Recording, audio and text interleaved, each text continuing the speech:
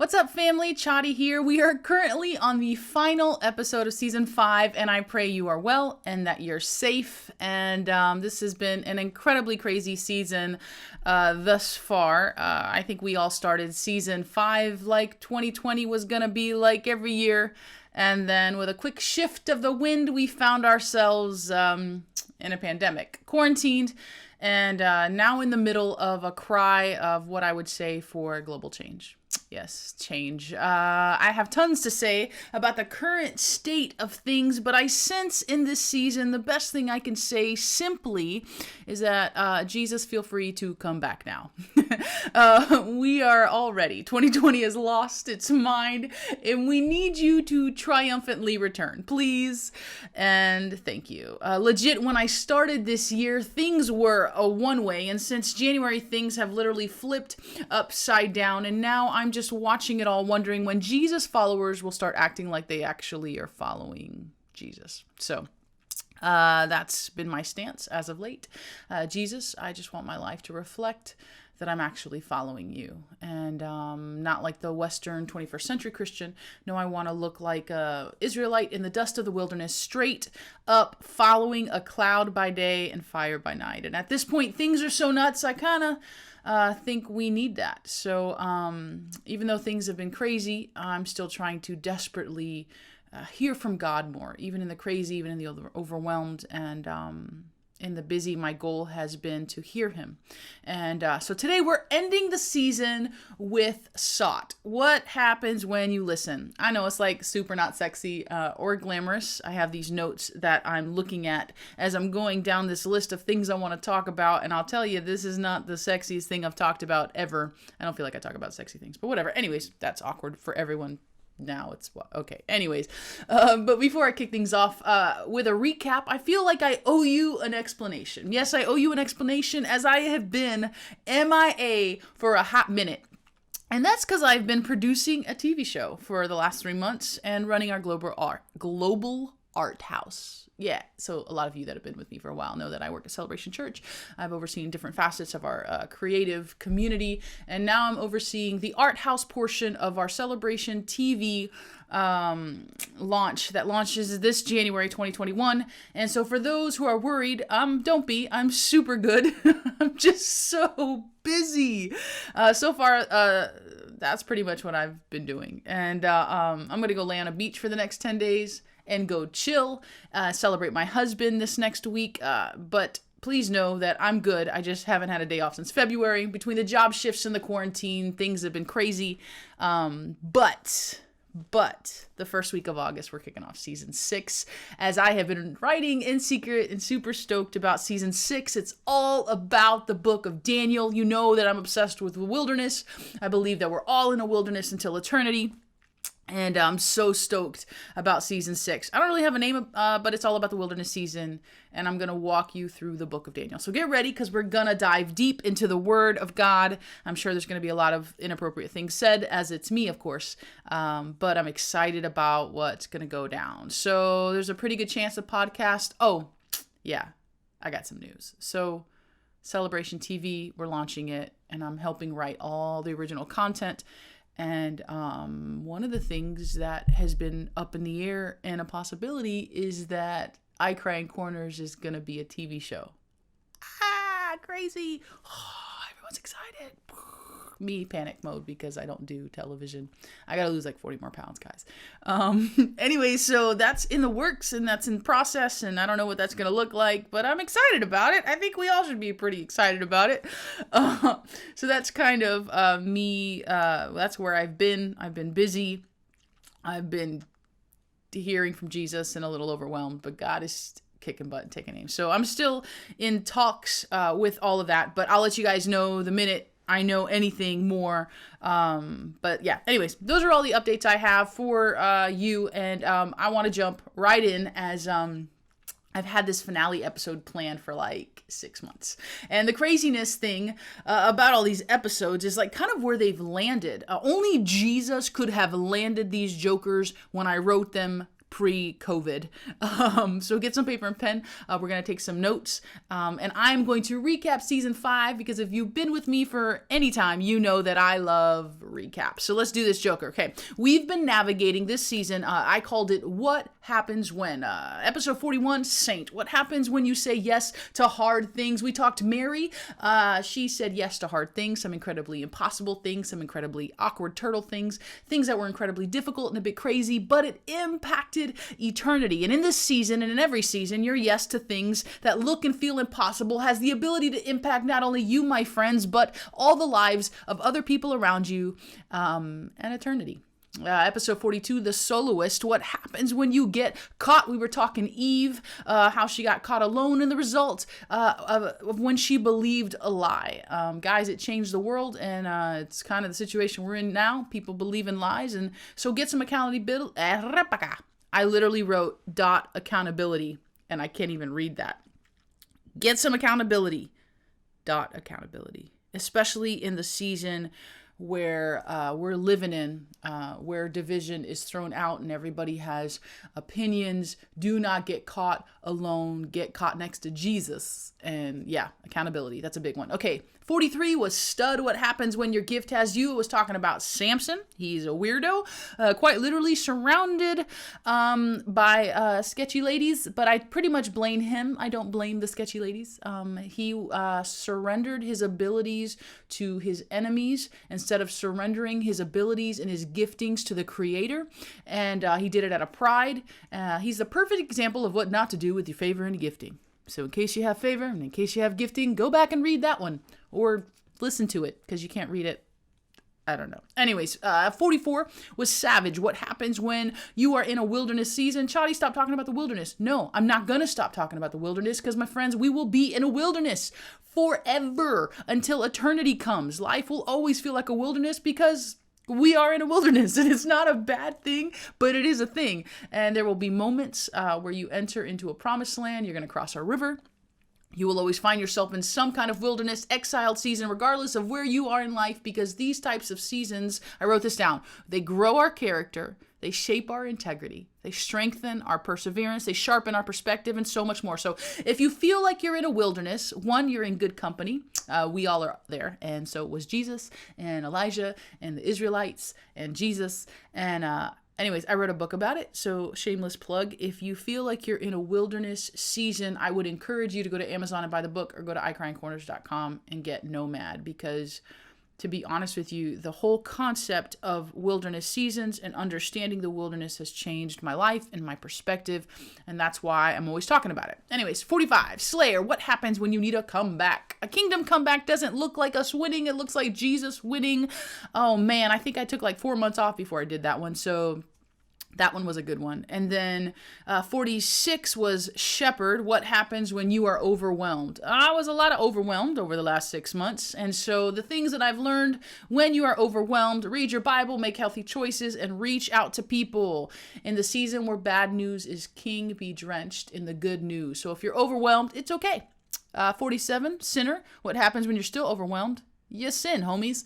Don't be overwhelmed. Get close to Jesus. Get in the Word. Go back to what I said in 46. Make healthy choices. Reach out to people. Speak life. Listen more. Move forward. And when all else fails, get in His presence. Because His presence, there is fullness of joy and awesomeness. And in this season of overwhelmed, I have navigated a lot of things, but I have mostly longed to be in His presence. And so I have fought for that. Kind of crazy to be in His presence, if I can be real honest. Anyways, where was I? Oh, 48, Seeker. What happens when you seek? Easy answer for all of you. You find Jesus. Yep, that whole seek and you shall find thing.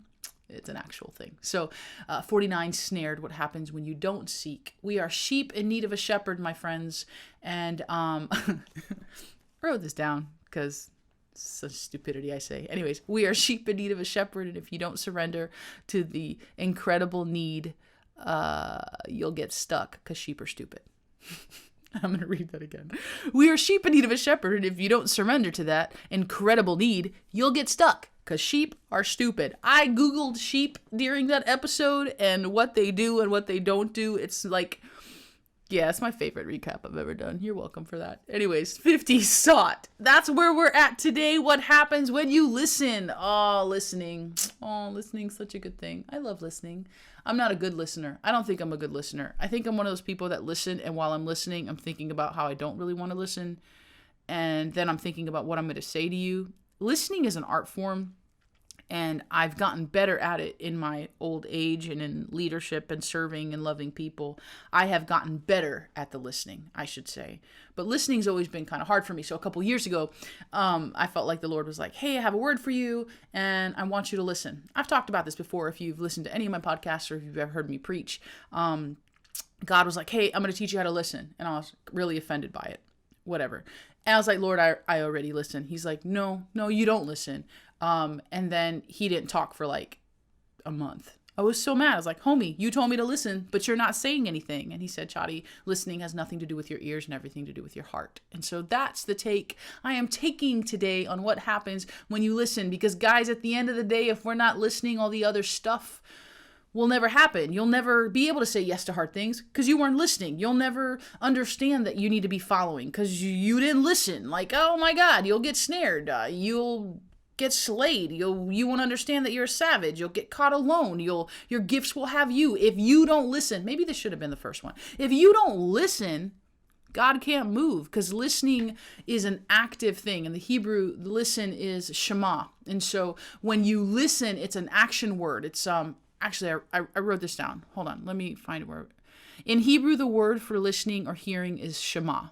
Okay. Also, the Bible Project has a really great video on this. Please go and listen to it as they're going to explain it way better than me. But I mentioned the word Shema in Hebrew because it has an action step attached to it. It means like not only do you listen, but you're acting and you're doing. So if you're listening, you've already moved on it. In the kingdom, listening isn't just sitting around in silence, letting your ears do the work. Listening is active. It's an active stance.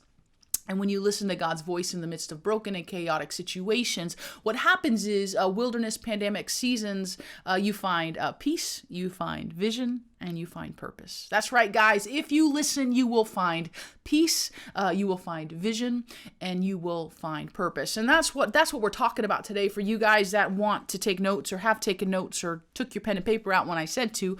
Let me repeat this for you. Peace is felt, vision is experienced, and purpose is clear when you listen. And when you listen, I'm not talking about your ears, I'm talking about your heart. Okay, so let me break this down real quick. I don't know how much time do I have left. I got time. We're doing good. All right. So what happens when you listen? One, peace is felt. For all my note takers, active listening cultivates peace. Active listening cultivates peace. A couple years ago, I was just telling you, my word was listen. And I wasn't really happy with the fact that God told me to listen, as I felt like I was a good listener. And he said, Chari, you're not a good listener. You need to position your heart to these things. Okay, he didn't say position my ears. He didn't say, Chari, clean your ears, put your listening ears on. He said, Chari, your heart needs to be positioned to my word, my presence, and my ways. Yeah. So listening, if it's an active stance, your heart attitude, guard your heart, it's the wellspring of life. All those things that you're doing, they are positioned towards his word, his presence, and his ways. So now in seasons where my heart is all kinds of jacked and I start getting overwhelmed, what I do is I take an active stance of listening, not with my ears, but with my heart. I silence everything around me and I focus on his word. I get in the word, like super in his word. I have been reading the Bible like mad. I've been reading books like mad during this season. I just finished Bearing His Name by Carmen Joy Imes. I'm reading Supernatural by Michael Heiser. I have a couple other books in the queue, but I am reading the word. I am reading everything I can get my hands on because the last thing I want to do is lose my peace, which I have a lot lately. The second thing is his presence. If you're listening and it's an active stance and peace is what you're seeking, you got to get in his presence. I turn on worship music. I speak life over myself. And then thirdly, his ways. I go back to the word he's given me. I find sometimes, guys, that the best thing I can do in moments where peace has dissipated. First of all, peace is not a feeling. Peace is the person of Jesus Christ. We know that. I've said it 700 times. Peace is the person of Jesus Christ. But sometimes peace will unravel in my heart because I've somehow, I don't know, abdicated my peace and being like, nah, Jesus, I don't want to deal with you right now. I'd rather deal with this problem. It's so much more fun than dealing with you. I don't know why I lose my peace all the time. But in crazy seasons where I'm actively listening, I go back to things that he has said. So I write down a lot. I have lots of journals. I write down words that he said. I go back to so many things that he said, and I go back and I read them over myself. I go back to Psalms 23, Psalms 121, and I read them over myself. Guys, his ways are not our ways. They're so much higher than ours. So what happens when you listen? Peace is felt because your heart is positioned towards who he is. And this is who he is. He's God. He's the God that said, I'm going to spit a light out and it hasn't stopped moving. He is the God that's never left you. He's the God that's never forsaken you. And sometimes in moments when you need to take an active stance to your listening, because peace is a person and peace is literally standing there like, why are you freaking out right now? And I'm like, I don't know, Jesus. Because I'm human, because I make bad decisions. I don't know. But I will say this, what happens when you listen is peace is actually felt, because peace doesn't leave you because you start speaking his word. Peace has never left me. I always wonder, I always say, oh, I lost my peace. I didn't lose my peace. I hid it in a corner somewhere. My husband says that my hiding, I hide things instead of cleaning, which is not true. Can I just say that? Not true. I don't hide things. I just have drawers for things. Anyone else have drawers? Anyways, point I'm trying to make is sometimes I do that with Jesus. Hey, Jesus, I'm going to need you to go in here with this drawer of stuff because I can't really deal with you right now and because I want to deal with my crazy or my emotional or my feelings and, high grind corners. So I have found in this crazy season what happened is I have literally taken Jesus and been like, whoosh, and put him somewhere else. And peace is not felt because I literally removed peace. I literally have abdicated it. So if you're a person and you're out there and you've lost your peace, be encouraged. It happens to the best of us. But I will tell you this, get in his word, get in his presence, understand his ways, speak life over yourself. And it's really just got to take him out of the drawer you stuck him in. Anyways. Number 2, what happens when you listen? Vision is experience. So I said earlier, I wrote these little bullet points down and then I missed them. Okay, peace, vision, purpose. Okay, so vision is experienced. What happens when you listen, when your heart is attending, your heart is toward the Father, when your heart is, you have an attitude, your heart is literally positioned towards heaven, towards Jesus. Vision is experienced. Okay. When you listen, with your heart that is, your vision gets keener and things you couldn't see before seem to reveal themselves. Yet again, listening is active and less about your ears and more about your eyes and, less about your ears, less about your eyes and more about your heart. So, if you find yourself in a season where you don't know where to go and you don't know what to do, I want you to remember the story of the blind guy in Mark 8. Mark 8. Okay, so Jesus, the gangster, I love him. I love his little face. I love him so much. So Jesus, I've told the story a bunch, but this is my story for the year. This story has been where God keeps taking me. So I'm bringing it back. So Jesus spits on the guy. He takes him out of the village. Oh, hold on. His friends were like, hey, Jesus, can you heal this guy? He was like, yeah, I got this. So he goes and he takes the guy out of the village. He awkwardly spits on him, rubs some clay and dirt in his eye, and then he's like, hey man, can you see? And the guy's like, no, everything looks like trees. And Jesus is like, okay, cool, hold on, let's do this again. And then he could see. It's like a miracle. So I'm not sure if you noticed already, but God is not in the business of making things easy for us to understand. He's in the process business because instant miracles build faith, but miracles you got to work and wait for, man. They build our character. So God's all about building characters. Anyone ever seen that movie Holes? Every time I say that, I think of holes build character. Anyways, so if you want vision, okay. If you want to see in this season, you got to listen. Chari, that doesn't make sense. Yes, it does. It makes perfect sense. Sometimes the things that we see, we don't understand. So that guy, he was blind and Jesus was like, hey, do you see anything? He's like, I see trees. He didn't see the right thing. God wants you to understand what you see. And so I love the story in Mark 8, the blind guy, because if it's not the only one, it's one of the only ones where Jesus, it's not like an instant miracle. Okay. So God walks us through processes, and God walks us through things so that we'll listen, so that we'll realign our hearts to what he's saying, so that we'll realign our hearts to what he's doing, so we'll realign our hearts to his word. And I think a lot of times, especially in this season where things are nuts, our hearts are not aligned. They're aligned to our political whatever, to our social justice fights, to which are not bad things, but they should never take precedence over kingdom things. At the end of the day, our heart should be aligned to the kingdom, not to a political party. I'll leave that right there. Anyways, so Jesus spits on this guy. It's epic. And so if you're in need of vision, super bad for this season, as we all are, know this. Sometimes real vision can only be experienced when you're alone. That's why he took that guy out into the village. He's like, look, don't worry about your friends. I got you. Some of you, God has brought you out and you're like, Jesus, I'm alone right now. You took me out of the village. What are we doing? And he's like, shh, I got this. So you're not alone. He's with you. He's never forsaken you. He knows what he's doing. Second thing is God does unconventional things. So I don't know if you felt like this, but several times in the last couple months, I've been like, did you just spit on me, Jesus? Did you? Is that what we're doing now? We're spitting and putting dirt on people. We're just all unconventional like. And Jesus is like, yeah, I don't need you to understand what I'm doing. I need you to be obedient to what I'm doing. And I'm like, okay, cool. This is not weird at all. Anyways, but I have felt like that a lot in the last 6 months. Like, what are you doing there, Savior guy? What's happening?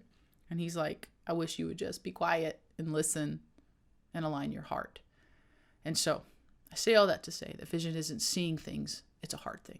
And the Lord is asking us to trust his ways and trust his plan, because vision can be experienced. You just got to listen. The third thing is what happens when you listen is your purpose is clear. Your purpose is clear. In the struggle and the storms, when things become disorienting, I have found that I usually don't press forward. I stop and I start losing my purpose, and I start losing what I'm supposed to doing, and I replace purpose with panic. And then I run into some metaphorical trees, and I lose my peace, and I lose my vision, and I pretty much forget that Jesus has everything in control.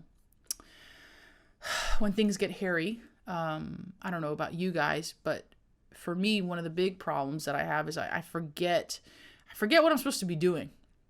Like, I get stuck in quicksand and I forget that I wasn't supposed to be there to begin with, that I was supposed to be on a mountain, yet I was messing around or wasn't paying attention, and I got disoriented. And it's like I totally forget that Jesus actually has never left me. I totally forget that he's never forsaken me. And it's like, it's weird to become this like super bizarro. I'm embarrassed to say this after 34 years of following Jesus and 20 years of ministry, that I still panic and I lose sight of my purpose in the crazy.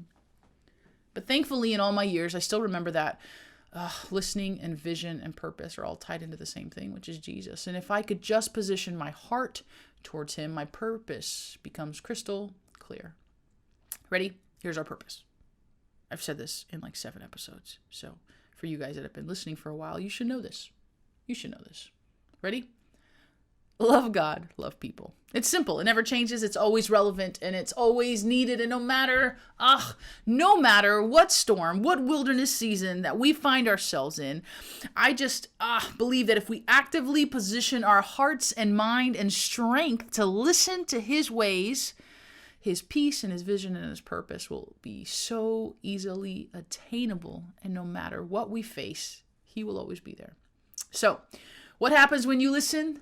A lot, man. You feel peace. Like, you actually could feel peace. Like, peace doesn't always feel like peace. I find that since peace isn't really a feeling, it's a person, that I don't necessarily always feel peace. You know how like Christians will be like, I just didn't feel my peace with that, so like I just didn't do it. No, man. If you're basing peace on feelings, you're doing it wrong. I base peace on Jesus. Like, Jesus, what are you doing? What does your word say? Like, that's why your heart has to be aligned, because if your heart is not aligned to what he's doing and what he's saying, you'll be focused on feeling peace instead of understanding that you need to rest in peace and understand that your vision can always be experienced, because vision has nothing to do with your eyes and everything to do with your heart.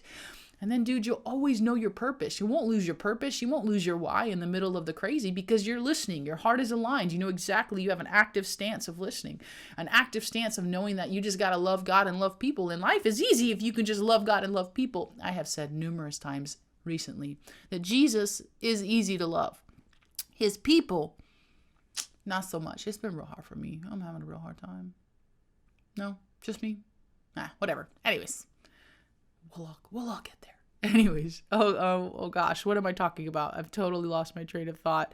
I have bullet points that I'm failing at, guys. Okay, here we go.